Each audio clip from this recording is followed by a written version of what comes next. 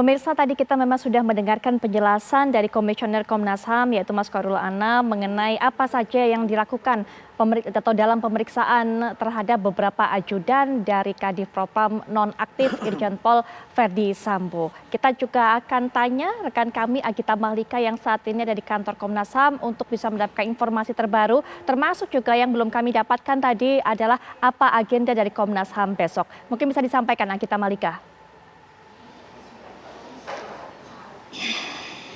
Ya, Putri Villa dan juga pemirsa, baru saja Komnas HAM ini sudah menggelar konferensi pers berkaitan dengan agenda hari ini, yaitu pemeriksaan terhadap 6 ajudan dari ex-Kadif Propam Polri, yaitu Irjen Verdi Sambo. Konferensi pers tadi berlangsung sekitar pukul 6:30 malam dan tadi baru diakhiri sekitar pukul 7 malam, Putri dan juga pemirsa.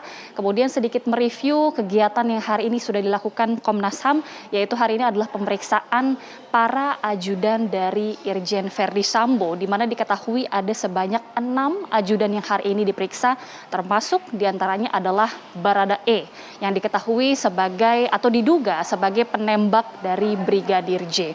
Sedikit menjelaskan bahwa peristiwa atau pemeriksaan yang dilakukan hari ini oleh pihak Komnas HAM terhadap ajudan ini berlangsung mulai dari pukul 9 hingga tadi sekitar pukul 6 sore, diawali kelima ajudan pertama yang datang terlebih dahulu pada pukul 9.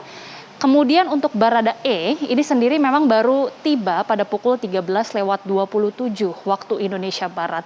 Dijelaskan juga pada saat konferensi pers, Komisioner Komnas HAM yaitu Chairul Anam ini menyebut alasan Baradae ini kemudian datang lebih siang ini dikarenakan Baradae berasal dari tempat yang berbeda dibandingkan 5 ajudan lainnya. Namun pihaknya tidak merinci dari mana kemudian Baradae berasal.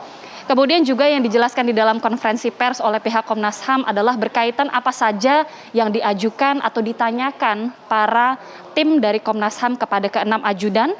Disebutkan bahwa ke-6 ajudan ini mendapatkan pertanyaan-pertanyaan yang sama. Mereka ditanya pertanyaan-pertanyaan yang sama berkaitan dengan peristiwa ataupun kondisi pada saat terjadinya penembakan, yaitu pada tanggal 8 Juli. Namun tidak hanya itu, mereka juga diminta untuk menjelaskan secara detail, secara lengkap bagaimana peristiwa atau kondisi yang terjadi pada sebelum tanggal 8 Juli.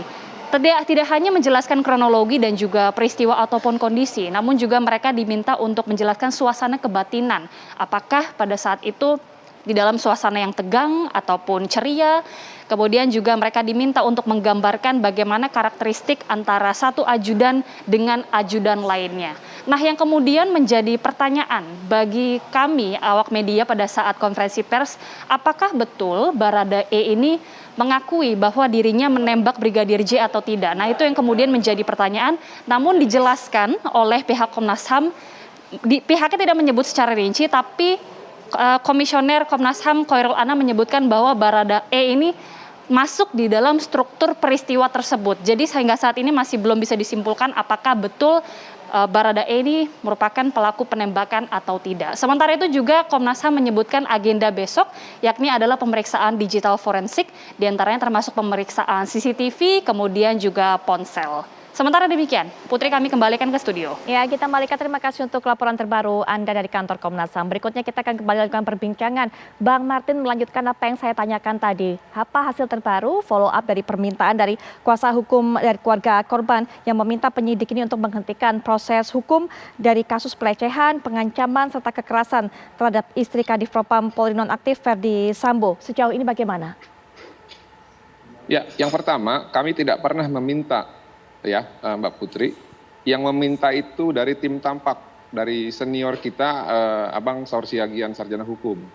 Nah, adapun kami pernah menjawab pertanyaan dari media ketika ditanyakan pada saat doorstop di Bareskrim, ketika ditanyakan bagaimana tanggapannya terhadap pelaporan ancaman dan juga tindakan ataupun dugaan tindak pidana kekerasan seksual, kami menjelaskan amanat undang-undang melalui Kitab Undang-Undang Hukum Pidana berdasarkan pasal 77, kewenangan untuk melakukan penuntutan terhadap tersangka atau terdakwa itu gugur manakala terduga ataupun tersangka ini sudah meninggal dunia. Jadi ini bukan permintaan kita, tapi amanat undang-undang, Mbak Putri. Jadi saya pikir ini tidak perlu diminta lagi. kalaupun ada dari rekan-rekan dari Tampak yang menemui Bapak Mahfud MD selaku Menko Polhukam, kami memberikan apresiasi yang sebesar-besarnya. Kita bisa saling bersinergi, tapi ini amanat undang-undang. Jadi silakan lakukan apa yang diperintahkan oleh undang-undang. Itu menurut kami, Mbak Putri. Terima kasih. Baik, terakhir kami mungkin juga bisa berikan kesempatan untuk para narasumber lainnya, Pak Susno dan juga Pak Kudri, untuk bisa memberikan pernyataan penutup. Silakan, Pak Susno. Pertama, bahwa tim ini kita harus percaya, tim khusus ini akan bekerja dengan baik sesuai dengan perintah Kapolri, perintah Presiden, dan permintaan Menko Polhukam. Kedua, kita harus percaya kepada hasil ekshumasi besok, termasuk otopsi dan visum et repertum yang akan dikeluarkan oleh yang sangat berkompeten, karena di sini tergabung ahli forensik Indonesia. Jadi kita harus percaya dan terima apapun hasilnya, karena ini pasti akan lebih akurat, lebih kredibel daripada yang pertama. Saya kira itu, apapun kita harus legowo, terima. Ya. Baik. Selanjutnya mungkin Pak Kudri, termasuk juga tadi menjelaskan poin terakhir yang sempat saya singgung dengan Bang Martin. Ya, saya kira betul ya yang disampaikan oleh penasihat hukum itu, karena menurut KUHP itu hak negara gugur hak penuntutan negara itu manakala pelakunya itu meninggal, ya kan, itu tapi kan di KUHP di ujung. Tapi ini kan diminta di awal di penyidikan. Nah, menurut peraturan kepolisian, kalau laporan polisi itu salah satunya kan ada yang ditanyakan. Kalau misalnya laporan polisi itu pelakunya udah meninggal, maka laporan polisinya itu nggak bisa ditindaklanjuti. Jadi kalau ada permintaan supaya tidak dilanjuti, tentunya barangkali ini prosesnya dilanjutkan. Kalau misalnya prosesnya ini mengenai tindak pidana kesusilaan dilanjutkan dengan persangkaan pelakunya itu adalah brigadir polisi itu J, itu kan sia-sia aja, orang pelakunya udah mati kan nggak mungkin dilakukan gitu. Kecuali ada pelaku lain, ya kan, selain J ini ada lain. Tapi kalau cuma memang pelakunya pelakunya dipersangkakan itu adalah J, ya otomatis nggak usah dilanjutkan. Itu perkapnya bilang begitu loh. Jadi bukannya permintaan dari ini, tapi memang udah diatur. Jadi kembali lagi, kalau kita menunjukkan ke KUHP itu kan ujungnya di muaranya. Padahal kan kita mestinya di hulunya dong. Di hulunya itu kan di pelaporan polisi. Laporan polisinya ya nggak usah dilanjutkan. Jadi saya kira wajar ya kalau misalnya ada permintaan supaya tidak dilanjutkan. Tapi perkiraan saya juga polisi juga tidak akan melanjutkan. Ya. Nah, yang mengenai Komnas HAM ini mesti begini. Tadi saya jelaskan bahwa dokumen Komnas HAM itu bukan pro justisia, bukan pemeriksaan peradilan pidana, tetapi dia ini kan karena undang-undang HAM. Apakah ada pelanggaran negara yang menggunakan kewenangannya terhadap warga negaranya gitu loh. Ya kan? Kalau menurut undang-undang ya, kalau misalnya ini ternyata tindak pidana umum, maka dia akan rekomendasinya ini akan diberikan kepada polisi. Nah, terserah apakah polisi ini akan memeriksa. Tapi kalau misalnya bukan di tindak pidana umum, ya misalnya karena ada dianggap ada abuse of power, bisa saja Komnas HAM memberikan rekomendasi dirinya untuk melakukan penyelidikan gitu. Tapi harus berkoordinasi dengan polisi dan jaksa gitu loh.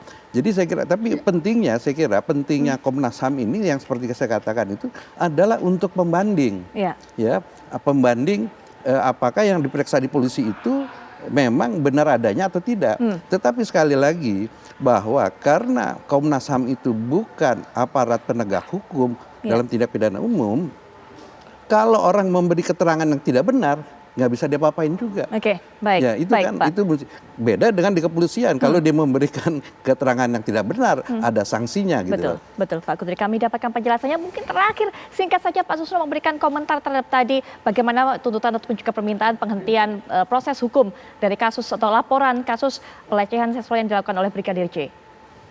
Oke, saya kira pendapat gitu. Jadi bukan diminta, tapi memang perintah hukum demikian gitu ya. Tersangka kan pelecehan kan tersangka J ya, J-nya udah meninggal mau diapain lagi. Jadi daripada membuang-buang energi, membuang-buang apa, lebih bagus menindaklanjuti laporan yang memang tersangkanya ada. Baik, Ya. ya baik. Pak Kudri Sitompul, terima kasih sudah hadir, sudah memberikan pandangannya. Pak Susno juga terima kasih Pak sudah meluangkan waktu tengah-tengah kegiatannya untuk juga bisa memberikan pandangannya kepada kami. Bang Martin, terima kasih Bang Martin sudah meluangkan waktu juga. Kita akan tunggu bagaimana hasil otopsi ulang yang berlangsung pada Rabu pagi besok. Semoga semua lancar. Sekali lagi terima kasih pada narasumber. Kami akan segera kembali saat lagi.